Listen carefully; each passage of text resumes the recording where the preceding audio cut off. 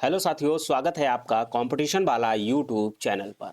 आज हम लोग बिल मनरेगा खत्म इस पर चर्चा करेंगे। क्या है बीबीजी राम जी बिल, जो कि पिछले महीने ही आया था, दिसंबर में ही। आज हम उसी को लेकर के चर्चा करेंगे। तो यदि आप स्टूडेंट हैं तो आप इस वीडियो को अंत तक जरूर देखिएगा, क्योंकि इसमें हम आपको बताएंगे कि बीबीजी राम जी बिल जो आया था, इसको लेकर के संसद में बहुत ज़्यादा चर्चा हुई थी और पिछले महीने ये बहुत ज़्यादा चर्चा में भी रहा था। और यदि आप श्रमिक हैं, मजदूर श्रमिक हैं, तो भी आपको ये वीडियो जरूर देखना चाहिए, क्योंकि आपके लिए इसमें बहुत सारे ऐसे कानून बनाए गए हैं इस बिल में या फिर इस कानून में, जो आपको देखना जरूरी होगा। यदि आप मनरेगा मजदूर हैं तो आपके लिए इस मनरेगा बिल जो नया आया है, इसमें क्या क्या प्रावधान किए गए हैं, ये आपको जरूर जानना चाहिए। तो चलिए आज की क्लास हम स्टार्ट करते हैं। तो यदि आप इस चैनल पर नए हैं तो चैनल को सब्सक्राइब कर लीजिएगा और बेल आइकन की घंटी दबा लीजिएगा, और अपने दोस्तों तक इस बात को जरूर बता दीजिएगा कि इस क्लास में मनरेगा पर अर्थात बीबीजी राम जी बिल पर चर्चा की गई है। चलिए क्लास को हम लोग स्टार्ट करते हैं। तो हम क्या क्या इस क्लास में देखेंगे, तो हम देखेंगे कि मनरेगा का इतिहास क्या है। ये मनरेगा जो बिल था, पुराना वाला जो मनरेगा था, वो कब से स्टार्ट हुआ था, उसके पीछे का ऐतिहासिक बैकग्राउंड क्या था। उसके साथ साथ उसमें कानूनी प्रावधान क्या क्या थे। जो अभी नया बिल आया है उसमें क्या क्या है ये भी देखेंगे। अब तक हुए सभी बदलाव, उसमें क्या क्या बदलाव हो चुके हैं ये भी देखेंगे। सरकार के पक्ष इसमें क्या थे, सरकार जो बिल लाई है इसमें सरकार का पक्ष क्या है, विपक्ष इसमें क्या कह रहा है, और आम आदमी के लिए ये कैसे संबंधित है, जिसे हम लोग श्रमिक मजदूर कहते हैं। चलिए क्लास में हम लोग एक एक चीज़ों पर चर्चा कर लेते हैं। तो यदि आप स्टूडेंट हैं यूपीएससी या यूपीपीसीएस के, यदि आप स्टूडेंट हैं तो आपको ये इस क्लास में जरूर पॉइंट को नोट करना चाहिए। इसमें हम वो सारे पहलू बताएंगे जो कहीं ना कहीं आपके यूपीएससी या यूपीपीसीएस के लिए भी महत्वपूर्ण होंगे। और अगर आप वनडे एग्जाम की तैयारी कर रहे हैं तो आपको ये वीडियो जरूर देखना चाहिए। कुछ ऐसे इसमें फैक्ट हैं जो आपके सीधे एग्जाम में पूछे जाएंगे। चलिए, तो आपको पता होना चाहिए मनरेगा क्या है। तो मनरेगा महात्मा गांधी राष्ट्रीय ग्रामीण रोजगार गारंटी योजना थी। इसमें आपको ग्रामीण इलाके में जो ग्रामीण मजदूर हुआ करते थे, उनको कुछ दिन का इसमें क्या दिया जाता था, रोजगार दिया जाता था। उनको खेती किसानी का कुछ काम करवाया जाता था, या सड़क बनाना हुआ, या तालाब खोदना हुआ, या और भी बहुत सारे काम होते थे। उनको करवा करके उनके बदले उनको कुछ पैसा दिया जाता था। तो वो कितने दिन थे, वो 100 दिन थे। ये 100 दिन का उसमें उनको क्या है, काम दिया जाता था एक वर्ष में। वो क्या क्या था, उसका नाम मनरेगा। देखिए ये क्या था, अधिनियम, यह दुनिया का सबसे बड़ा कानूनी रोजगार गारंटी कार्यक्रम था। तो मनरेगा दुनिया का सबसे बड़ा रोजगार गारंटी कार्यक्रम था, जिसमें वो कानून कहता था कि ग्रामीण परिवार को हम 100 दिन का मजदूरी रोजगार गारंटी देंगे। ठीक है। अभी क्या हुआ है, ऐतिहासिक पृष्ठभूमि की अगर हम चर्चा करें तो ये कब से आया है। तो आज़ादी के बाद हमारा पहला लक्ष्य था कि देश में ग्रामीण गरीबों, बेरोजगारों की बड़ी समस्या थी, इनके लिए कई योजनाएं लाई जाएं, अर्थात कानूनी गारंटी नहीं। और ये कई योजनाएं आई भी, तो कई योजनाएं आई भी, लेकिन उसमें क्या था कि कानूनी गारंटी नहीं थी कि हम आपको ये योजना का लाभ 100% देंगे ही देंगे। कानूनी रूप से बाध्यकारी नहीं थी। कौन कौन सी योजनाएं आई थी, तो 1970 से 90 के दौरान कई योजनाएं आई, जिसमें आप देखेंगे कि फूड फॉर वर्क के योजना आई थी, जवाहर रोजगार योजना आई थी, एम्प्लॉयमेंट इंश्योरेंस स्कीम आई थी। तो ये योजनाएं आई थी जो कि एक अस्थायी योजनाएं थी। ये क्या थी, अस्थायी योजनाएं थी। इसमें कोई ऐसी गारंटी वाली बात नहीं की गई थी, और ये लंबे समय तक चलने वाली योजनाएं नहीं थी, ये अस्थायी योजनाएं थी। तो अभी ये मनरेगा कब से शुरू हुआ था, इसको देख लेते हैं। यहाँ से क्वेश्चन आपके एग्जाम में सीधे सीधे बनते हैं, और आगे उम्मीद है कि इससे क्वेश्चन अब जरूर बनेंगे, क्योंकि अब ये जो कि ये नया बिल आया है तो इसको ध्यान में रख के ये यहाँ से क्वेश्चन बनने की संभावना पूरी पूरी है। तो 2005 में ये कब आया था, मनरेगा की शुरुआत कब हुई थी, तो मनरेगा का जो शुरुआत वर्ष था वो 2005 में आया था। मनरेगा कानून संसद में पास हुआ था। तो सबसे पहले 2005 में ये मनरेगा कानून संसद में पास हुआ था, और 2 फरवरी 2006 को 200 जिलों में ये लागू किया गया था। तो भारत के 200 जिलों में ये लागू किया गया था 2 फरवरी 2006 को। लेकिन ये पूर्ण रूप से अगर हम बात करें पूरे भारत में, तो 2008 में ये पूर्ण रूप से पूरे भारत में ये लागू हो चुका था। कौन सा, मनरेगा कानून जो पीछे था, अभी उसको बदल दिया गया है, बीवीजी राम जी कानून बना दिया गया है। तो अभी 2008 में ये पूरे देश में लागू हुआ था। 2009 में क्या हुआ, इसका नाम फिर बदला गया। 2009 में इसका नाम फिर बदला गया, और ये था महात्मा गांधी गारंटी राष्ट्रीय ग्रामीण रोजगार गारंटी अधिनियम। तो इसका नाम कर दिया गया था महात्मा गांधी राष्ट्रीय ग्रामीण रोजगार गारंटी अधिनियम, जिसे हम लोग मनरेगा के नाम से जानते हैं। और ये जो जब ये 2009 में ये काम किया गया था, तो सरकार थी यूपीए की, अर्थात कांग्रेस सरकार उस समय थी। ठीक है। तो ये तो रहा आपका ऐतिहासिक बैकग्राउंड, कब से आया था। इसमें क्या क्या कानूनी प्रावधान थे इसको देखिएगा। तो हर ग्रामीण को इसमें 100 दिन का जो है, परिवार को जो 100 दिन का रोजगार देने की गारंटी की बात की जा रही थी। 15 दिन में काम ना मिले तो रोजगार भत्ते की बात की जा रही थी, बेरोजगार भत्ते की। तो इसमें ये कानून था। मजदूर सीधे बैंक खाते में पैसा आएगा, ये प्रावधान इसमें था। कम से कम 60% कार्य मजदूरों द्वारा किया जाएगा, ये इसमें प्रावधान था। और महिलाओं की इसमें भागीदारी 33% से ज़्यादा होगी, ये भी इसमें प्रावधान था। तो ये था पिछला कानून जो मनरेगा था उसमें। मनरेगा का उद्देश्य क्या था, इसको देखते हैं कि मनरेगा का क्या उद्देश्य था। तो ग्रामीण बेरोजगारी कम करना, तो ग्रामीण बेरोजगारी को कम करना ये था। पलायन कर रोकना, तो जो रोजगार की तलाश में लोग गांव छोड़ करके शहरों की तरफ जाते थे तो वो पलायन करते थे, उसको कम करना इसका मनरेगा का उद्देश्य था। उसके बाद स्थायी संपत्ति बनाना। अब स्थायी संपत्ति किसके लिए, तो सरकार के लिए स्थायी संपत्ति बनाना, जैसे तालाब, सड़क, जल संरक्षण के कोई ऐसे कार्यक्रम, उनमें भागीदारी में क्या होता था कि ग्रामीण के जो मजदूर थे उनको लगाया जाता था। ठीक है, किसके द्वारा, मनरेगा के तहत। महिलाओं का आर्थिक स्वतंत्रता, तो इसमें महिलाओं को आर्थिक स्वतंत्रता थी, मतलब उनको काम दे करके उनको स्वतंत्र कर दिया जाता था कि आप आर्थिक रूप से अपने आप खुद पैसा कमा सके। तो ये मनरेगा का एक उद्देश्य था। विकेंद्रीकरण, विकेंद्रीकरण, ग्राम पंचायत को शक्ति दी गई थी, चूंकि ये गांव में ज़्यादा ये काम होते थे मनरेगा के, ग्रामीण में होते थे। तो वह ग्राम पंचायत थी, उसको कुछ कार्य दिए गए थे कि आप चाहे वहां पे आप मनरेगा का काम लगवा सकते हैं। तो वो शक्ति का विकेंद्रीकरण भी इसमें हुआ था। तो ये उद्देश्य थे कुछ मनरेगा के, जो आपकी परीक्षाओं में पूछे जा सकते हैं। ठीक है, आगे देख ले हैं। अब तक जो मनरेगा था, पीछे जो मनरेगा कानून था अभी वो समाप्त हो चुका है।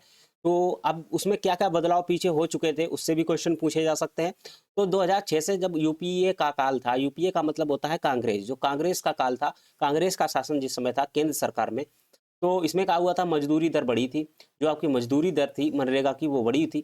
और काम के दायरे में विस्तार, सामाजिक आकेंक्षण, मजदूरी, संकट काल, सूखा में बड़ा सहारा। तो ये जो मनरेगा कानून था ये सूखा में बहुत ज़्यादा बड़ा सहारा बना था लोगों के लिए। काम 100 दिन का मिला था तो उससे उनको कुछ पैसा मिला था, तो उनका आजीविका चल पाई थी। 2014 के बाद एनडीए सरकार का सकारात्मक बदलाव। तो 2014 में एनडीए सरकार बनती है, अर्थात बीजेपी की सरकार बनती है। उसने देखिए क्या बदलाव किए थे, 2014 में ही इन्होंने बदलाव किए थे। डीबीटी, डायरेक्ट बेनिफिट ट्रांसफर का इन्होंने इसमें ऐड किया। डायरेक्ट बेनिफिट ट्रांसफर का मतलब होता है कि कैंडिडेट के जो मजदूर है, श्रमिक है, उसके सीधे बैंक अकाउंट में पैसा आएगा। वाई, आधार के, ठीक है, आधार के द्वारा इसमें सीधा पैसा आएगा। तो आधार लिंकिंग का इन्होंने कार्यक्रम शुरू किया।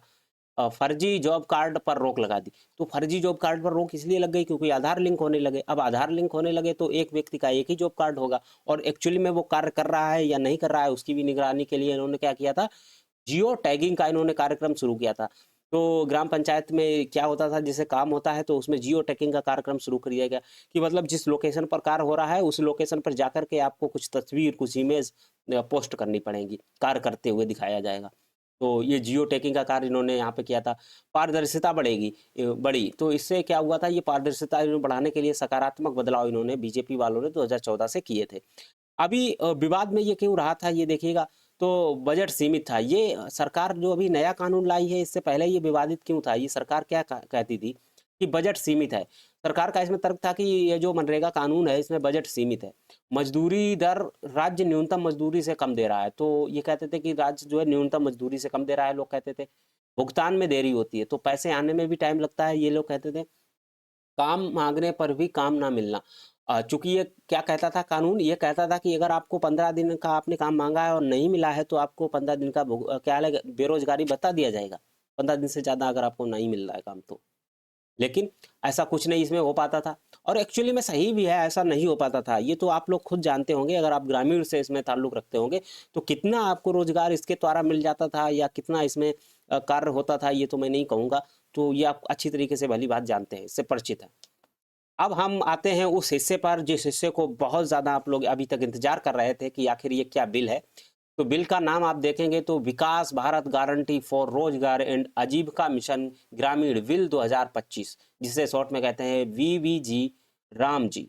तो वीबीजी राम जी बिल आया है आपका दिसंबर महीने में। ये आपका क्या था, इस बिल के बारे में थोड़ा सा जान लेते हैं। इस बिल में 16 दिसंबर 2025 को लोकसभा में पेश किया गया। तो ये बिल कब आया है, 16 दिसंबर 2025 को।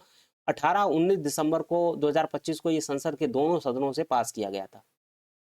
आपको पता है पॉलिटी, अगर आप पढ़े होंगे, नहीं पढ़े होंगे तो मैं आपको बता देता हूँ कि अगर कोई भी बदलाव करना है या कोई भी कानून बनाना है तो संसद में पहले बिल आता है जिसे कहते हैं बिल, बाद में वो एक्ट बनता है या कानून बनता है।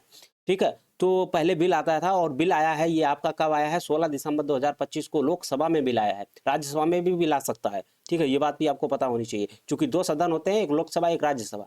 तो लोकसभा में ये बिल आया है, कब आया है, 16 दिसंबर 2025 को, और 18 और 19 दिसंबर को ये सदन के दोनों सदनों से ये पास हो गया है। संसद के चाहे लोकसभा हो या राज्यसभा हो, दोनों सदनों से ये बिल पास हो चुका है। सांसदों ने जो है इस पे सहमति जताई और ये बिल आसानी से पास हो गया है। इसके बाद राष्ट्रपति द्रौपदी मुर्मू जी ने 21 दिसंबर 2025 को ये मंजूरी दे दी कि अब ये कानून रूप से लागू हो गया है। तो आपको पता होना चाहिए कि जब भी कोई कानून बनता है तो पहले सदन के दोनों सदस्य के दोनों सदनों से ये पास होना चाहिए। उसके बाद राष्ट्रपति जी की इस पे अनुमति होनी चाहिए। अनुमति का मतलब है औपचारिक रूप से हस्ताक्षर होने चाहिए। जिस दिन ये हस्ताक्षर हो जाते हैं उसी दिन से ये जो बिल है वो एक्ट अर्थात कानून बन जाता है। ठीक है, तो ये नया कानून आपका मनरेगा की जगह पे आया है, कौन सा, बीबीजी राम जी। अब ये कानून बन गया है, चूंकि अब ये लागू हो चुका है, 21 दिसंबर 2025 को ये पूर्ण रूप से लागू हो चुका है। चलिए, क्यों लाया गया है ये बिल, ये बिल का क्या उद्देश्य है, इसको जानेंगे। तो इस बिल का मुख्य लक्ष्य क्या है, मनरेगा को बदलकर एक नया ग्रामीण रोजगार कानून बनाना जो कि विकसित भारत 2047 के विजन को अनुरूप हो। ग्रामीण इलाकों में रोजगार की गारंटी देना और आजीविका सुरक्षित करना, ग्रामीण कामों में दिग्दर्शिता और सुनियोजित तरीके से चलाना, ये तर्क था, उद्देश्य था इस बिल को लाने का। क्या कह रहे हैं, ये कह रहे हैं कि हम ग्रामीण रोजगार कानून बना रहे हैं जिसमें क्या होगा, विकसित भारत 2047 को हम लक्षित कर रहे हैं या विजन देख रहे हैं। तो आप इससे भली भांति परिचित हैं कि वर्तमान की केंद्र सरकार जो भी कानून लाती है वो 1-2-4 साल में लागू या उसका हमें लक्ष्य प्राप्त हो जाएगा, ये इसको ध्यान में रख के नहीं लाती है। वो सोच रहे हैं 2047 तक का, आज का, कल का, परसों का, या 2-4 साल, आने वाले 2-4 सालों के लिए ये विजन नहीं है। ये विजन है आपका 2047 तक का। उसको ध्यान में रख के ये बीबीजी राम जी बिल लाया गया है। खैर, वो तो सरकार अपना पक्ष है, लेकिन हमें एग्जाम की दृष्टि से क्या इंपॉर्टेंट है उसको देखना है। तो इस एग्जाम की दृष्टि से ये आपके लिए इंपॉर्टेंट रहेगा। विकसित भारत 2047 के विजन को ध्यान में रख के आपका ये बिल आया था। इसका काम है कि ग्रामीणों में रोजगार को गारंटी देना और आजीविका सुरक्षित करना, ये वही है। मनरेगा से बदलाव क्या हुआ है, मनरेगा में क्या था और इसमें क्या बदला है, उसको एक बार हम आपको बता देते हैं क्या बदला है। बिल के प्रमुख बदलाव, रोजगार की गारंटी देज, पहले मनरेगा में प्रत्येक ग्रामीण परिवार को 100 दिन का रोजगार दिया जाता था। तो जो मनरेगा था, इससे पहले जो मनरेगा का कानून था उसमें 100 दिन का गारंटी रोजगार दिया जाता था, लेकिन अभी बीबीजी राम जी के अनुसार ये बढ़कर 125 दिन हो गया है, जो कि स्टेटरी रोजगार गारंटी बनेगा। ठीक है, स्टेटरी रोजगार गारंटी बनेगा 125 दिन। तो यहाँ से तो समझ में आ रहा है कि 125 डेज हो गया है, कब से, 100 से, तो कितना बढ़ गया, 25 दिन आपका इसमें बढ़ गया है रोजगार। पहले 100 दिन दिया जाता था, लेकिन अभी कितना दिया जाने लग गया है, 25 दिन। चलिए, ये तो एक सकारात्मक पहलू हुआ। देखेंगे इसके और क्या क्या पहलू थे। कानून का स्वरूप बदला। अब कानून का जो पहले वाला कानून था उसका स्वरूप कैसे बदल गया है। मनरेगा एक हक राइट बेस्ड कानून था, यानी जो इच्छुक है उसे बिना शर्त रोजगार मिलता था।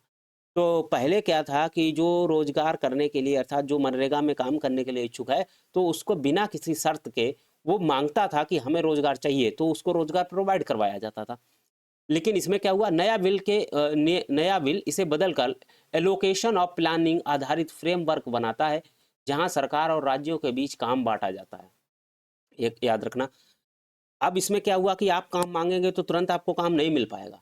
इसमें होगा क्या कि आपको एलोकेशन और प्लानिंग देखी जाएगी, क्या यहाँ पे एलोकेशन हुआ है काम के लिए, क्या यहाँ पे प्लानिंग हुई है मनरेगा काम करने के लिए, फ्रेमवर्क तैयार है, तो ही आपको काम वहाँ पे दिया जाएगा।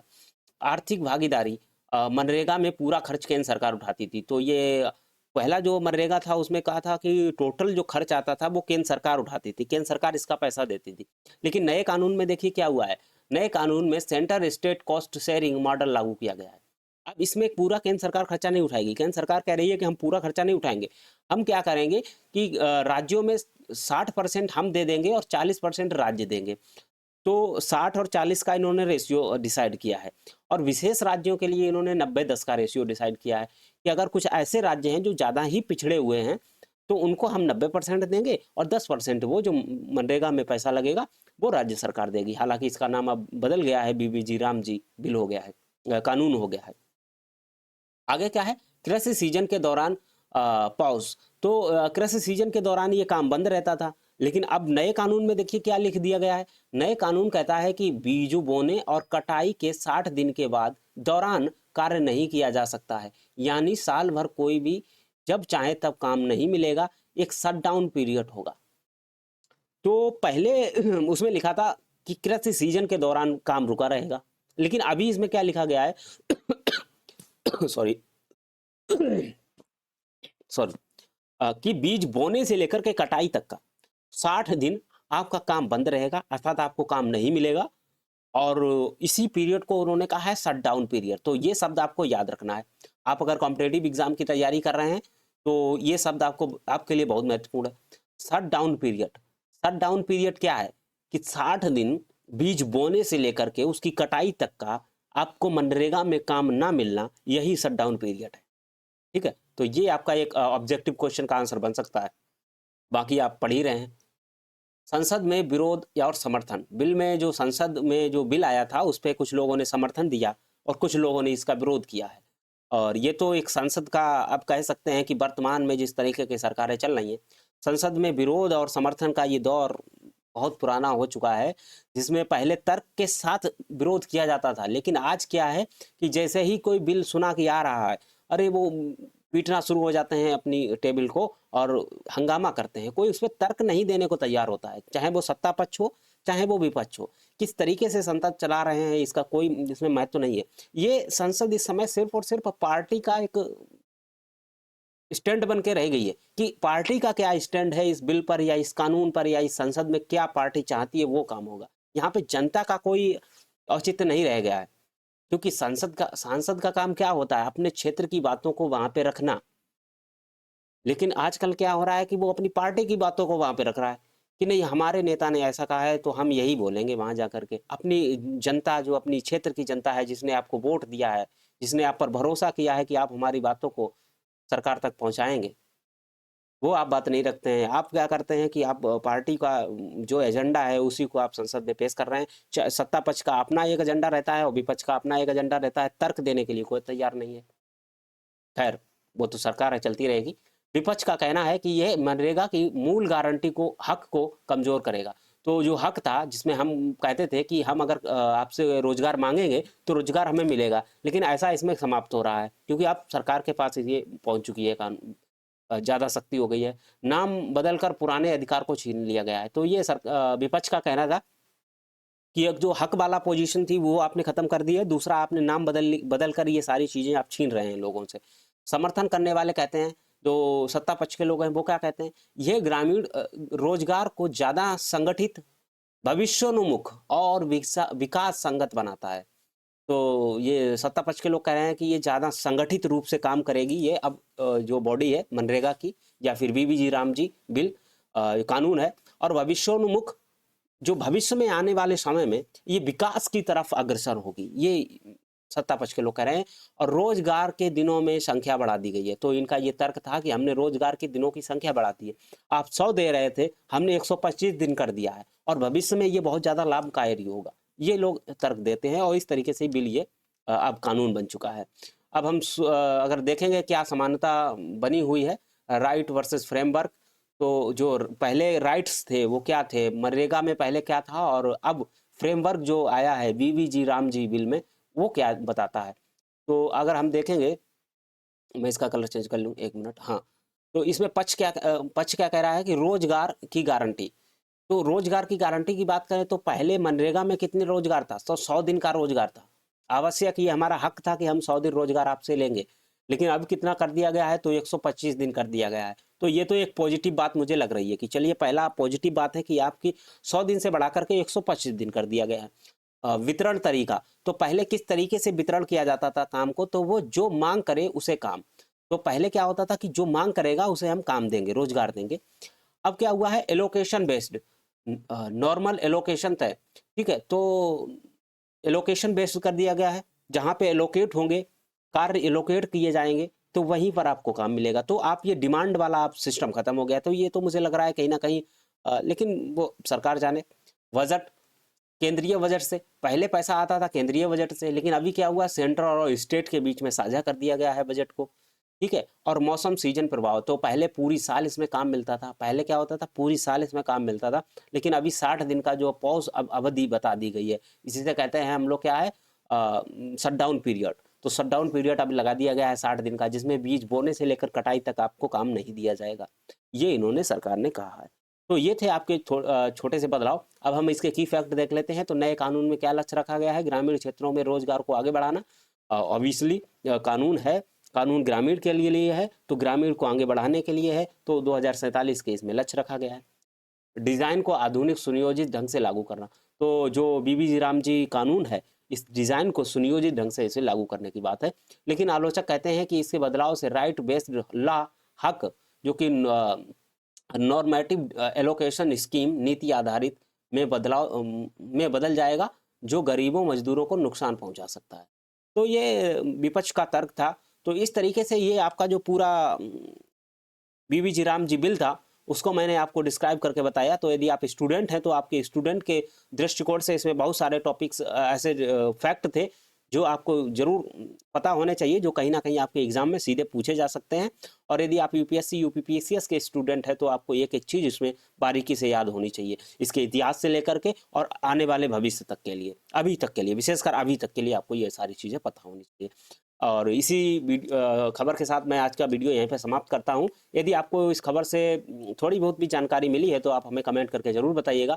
और यदि आप स्टूडेंट हैं, तो इस चैनल को सब्सक्राइब जरूर कर लीजिएगा, बेल आइकन की घंटी दबा लीजिएगा और अपने दोस्तों तक शेयर जरूर करिएगा। क्योंकि मैं इस यूट्यूब चैनल पर छोटे छोटे टॉपिक्स के माध्यम से आपको वीडियोज़ देता रहता हूँ। जैसा कि अभी कल ही आपका आएगा एक, मैं प्लान कर रहा हूँ कि भारतीय संविधान की जो प्रस्तावना है, प्रियम्बल्स है, उस पर वीडियो बनाएंगे और उस पर मैं आपको वीडियो दूंगा।